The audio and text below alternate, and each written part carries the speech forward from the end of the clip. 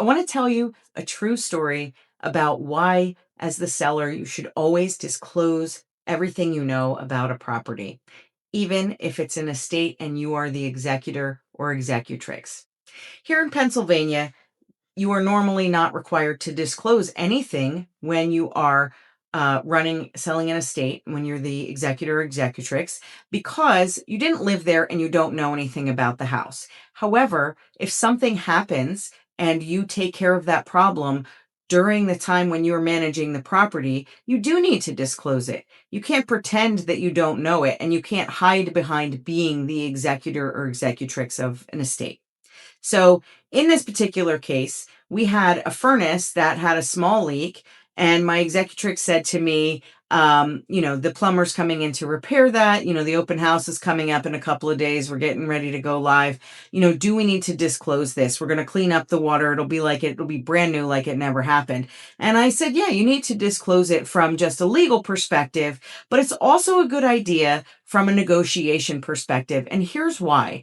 Think about it from the buyer's perspective. They're going to come through, they're going to see the stain on the floor, they're going to see that it's fresh, and they maybe won't even make an offer, because for some people, water infiltration is a big hot button. So they may just say, I'm not even going to mess with this. We're not going to make an offer. But let's say they do, and they decide to have a home inspection. Maybe that water in the basement actually triggers them to have a home inspection when they were on the fence about that before. So they have their home inspection. The home inspector notes that there's recent water damage on the floor.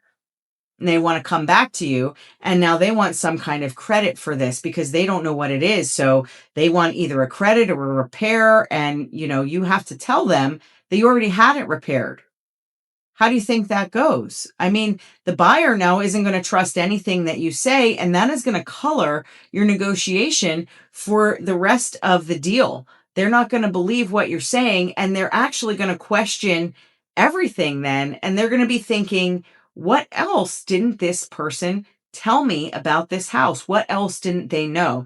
So you really can't disclose too much, because that same leak disclosed before the house sells, before the home inspection, becomes something that the buyer already knows about in the back of their mind. So yes, if they do an inspection, their home inspector is going to note that. And the buyer is going to tell the home inspector, we already know about that. Here's what happened. So then the home inspector is going to look, they're going to see the repair, and they're going to say, oh yes, I see the repair now. Thank you for telling me. Now they're not going to note that.